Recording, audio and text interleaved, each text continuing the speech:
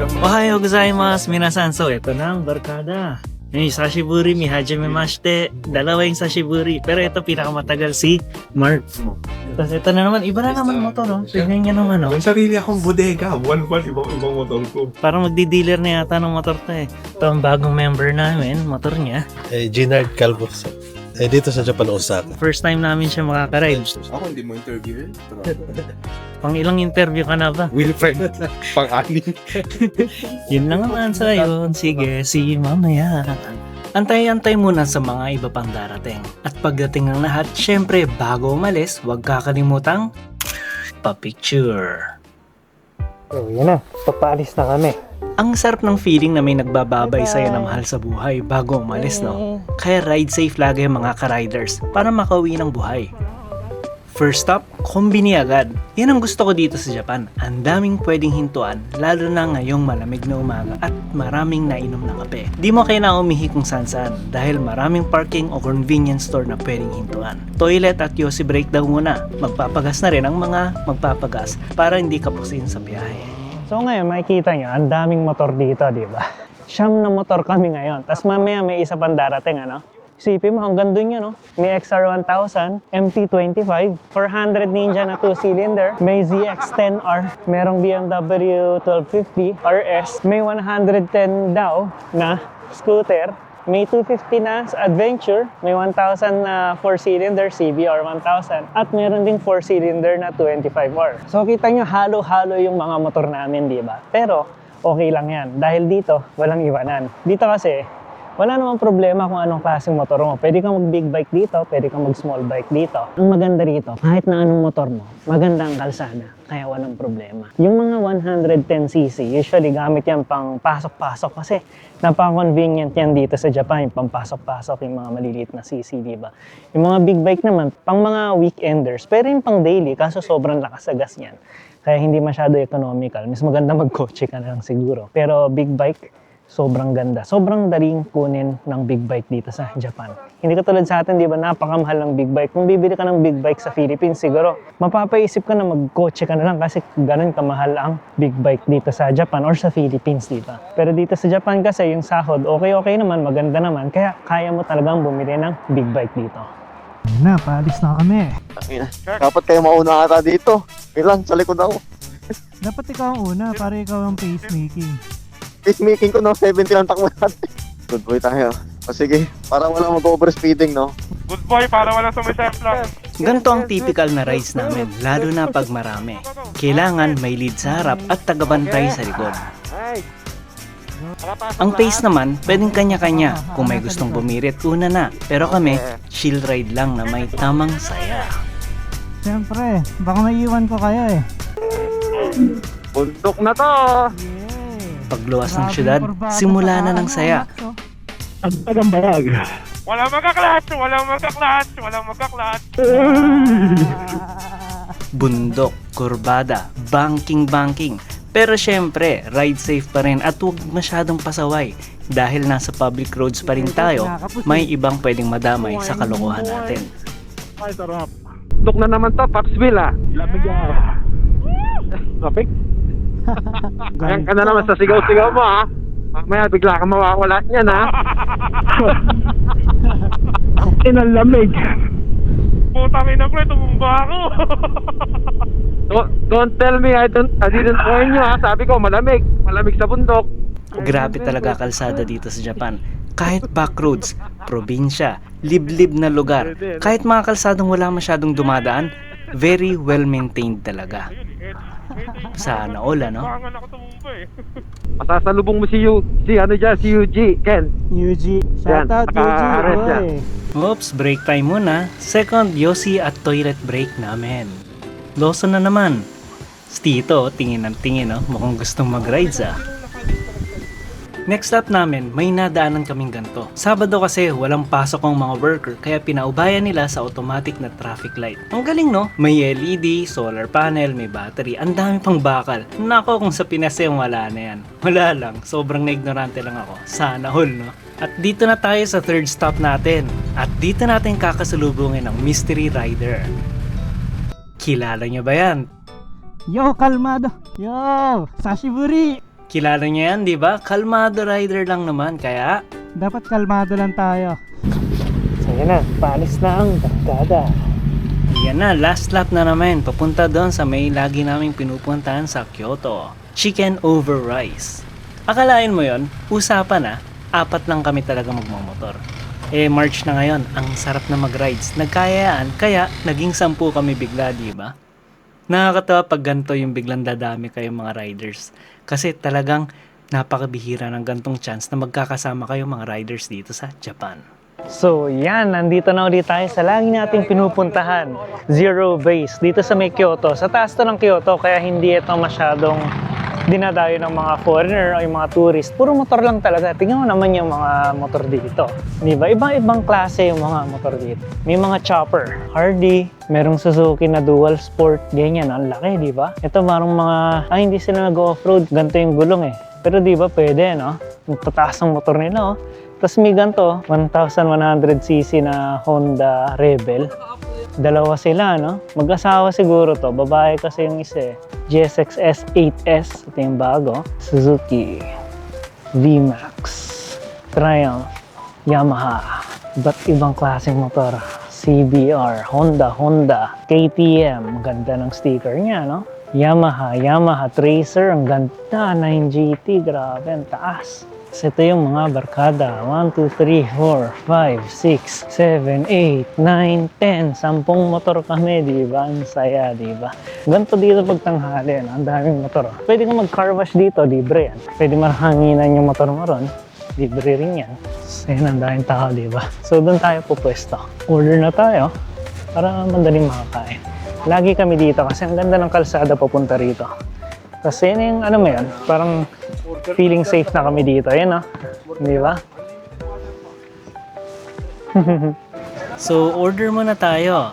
Tingin tayo ng menu. Pero alam naman natin kung anong orderin natin. Siyempre, yung lagi natin in-order, chicken over rice. Hindi naman kayo gutom. Hindi naman. Ang laki yan, ah. Ito ano to? Taco rice. Ganyan pala yung taco rice. Ano? Oh, grabe, oh. Ito, taco rice din. Taco rice din. Oo, no?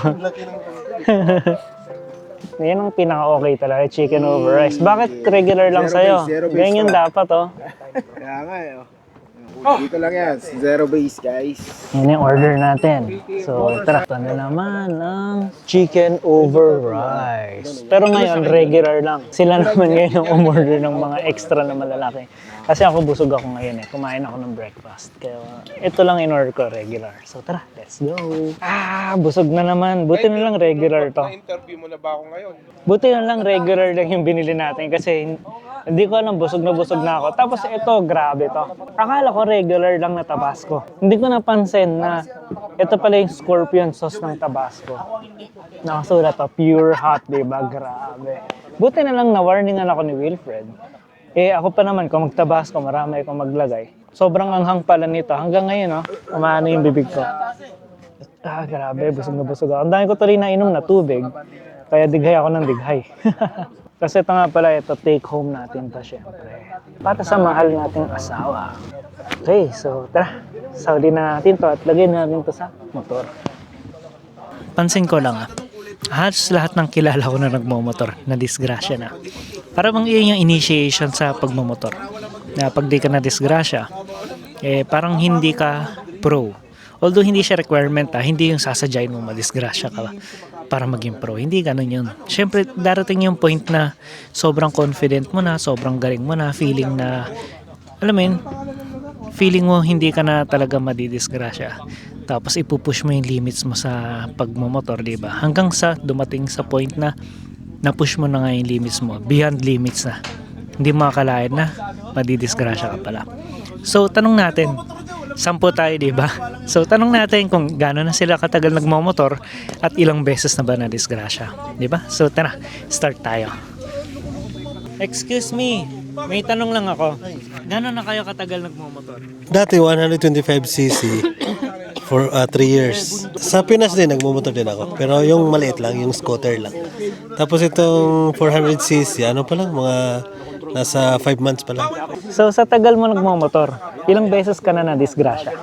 Itong 400cc ko, dito isang beses lang yung 400cc, pero ano naman, yung binangga ko mula sa likod. Ako yung binangga, nasa stoplight, tapos yung nasa likod ko, naka-curve siya, tapos yung pagpreno niya dumulas, bumangga doon sa likod ko. Wasak yung ano ko, yung footrest, tanggal yun. Masakit lang, pero pina-x-ray ko, okay naman. Sa Philippines, parang 3 to 4 years eh. 3 to 4 years. Ni isang disgrasya wala. Hindi isang diskusya wala. Aba, ayos ang swerte. Sige, salamat. Philippines plus Japan, mga ano na, 20 years na mahigit. 20 years? Oo. Teka, ilang taon ka na ba? Nag-start sa XRM, mga ganun. XRM 110 dati. Pero idol ko talaga, Kawasaki Ninja. Oo, yung sakay ko ngayon. Kaya lumang modelo yun kasi luma na rin tayo. Ay, oo, kaya lumang modelo rin yung nabili. Ngayon lang din nagkaroon ng chance na magkaroon ng 10R.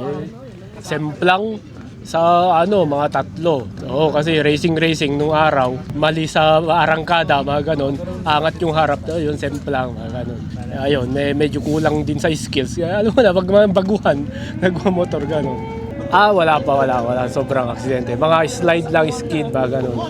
Mga scratch sa konti, scratch sa kamay, mga ganon, self-accident lang. 4 years na po sa Japan. Sa tagal mo nagmamotor, ilang beses ka na na-disgrasya? Ilang beses na naku po. Siguro mga 3 beses. 3 beses. Parang kada taon na-disgrasya. 2 beses sa scooter, Genski. Tapos yung latest yung sa 250cc na motor. Yun yung pinakagrabe siguro. Ako na hospital, na-operahan ako. Buhay pa. Binigyan ng second chance ni Lord. Ano ko pa rin magmotor. Pero take into account na ride safe na. Hindi na yung reckless. 7 something? Wala naman. Knock on wood, isa yun sa mga pro rider dito, pero hindi pa na-disgrasya. So hindi talaga requirement yung ma-disgrasya ka para maging pro, Hindi.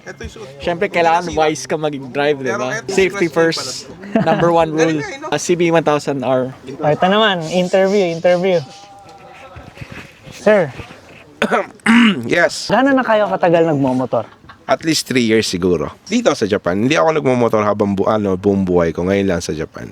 Nadisgrasya ako? Oo, isang beses nadisgrasya ako. Wilfred. Isang beses. Once.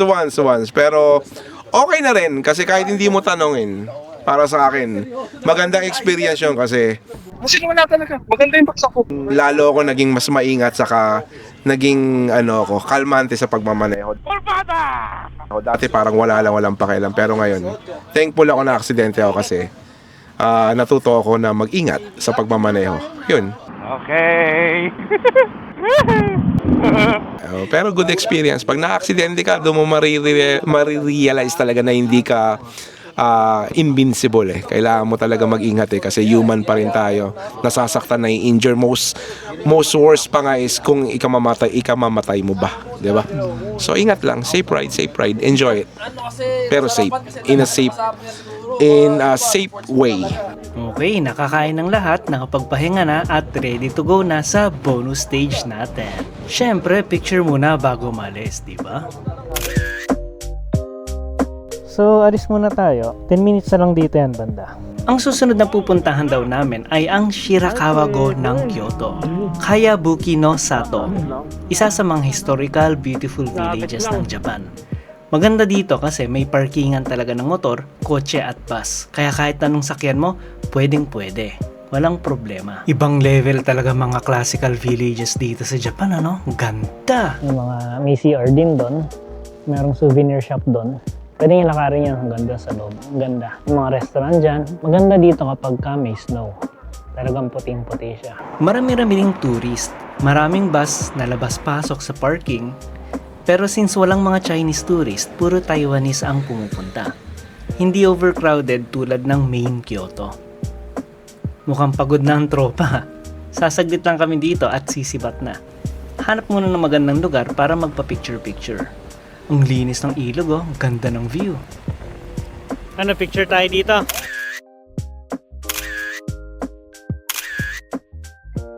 Last na remembrance picture na to talaga. Promise. At uuwi na kami.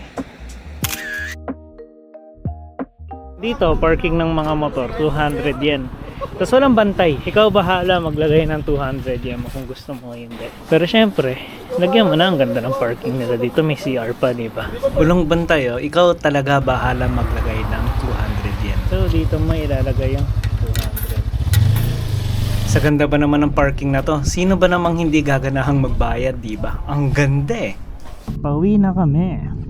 Yung mga tourist din eh. O, tingnan mo, tingin ng tingin sa motor namin, oh. Siguro, ewan ko, naka-big bike kasi kami lahat, nakakatuwa na. Yuki, mag-ano ka muna dito, oh. Baito ka muna dito, tour guide. Let's go! So, dito na nagtatapos ang aming ride ngayong araw. Mula umaga hanggang hapon kaming magkakasama. 5 AM ako umalis ng bahay, 4 PM na 5 oras pa biyahe ko hanggang Okayama. Pit stop muna para makisiguradong umabot hanggang pag-uwi ang gas. After nito, dito na kami maghihiwa-hiwanay. May energy pa kasing iba. Ayaw pang mag-expressway pa uwi. Gusto pang mag-backroads. Mukhang kinapos sa rides today. Ang tibay, no? Sana all. May pa Osaka, may pa Kyoto, meron din sa Kobe at ako naman sa Okayama pa. Kaya expressways na ako, baka abutin pa ako ng kinabukasan pag-uwi.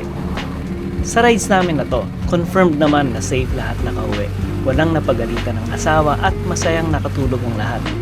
Ako naman, since maagang nagising, inabutan na ako ng antok sa kalsada. Para safe, ipahinga muna ang mata at tulog muna tayo sa parking area. Ang galing oh, may mag-asawang riders na nagbe-video ng rubber chicken na nakasakay sa tren. Ang kulit. Ang sweet naman nila, sana all ano. So yan, good night muna. Maraming salamat nga pala sa panonood. Pa-comment naman kung may gustong sumama sa rides namin around Kansai. Riders din ba kayo? Pa-subscribe din naman, pa-share din at pa-like kung kapwa riders ka rin namin. So, see you again next time. Bye-bye!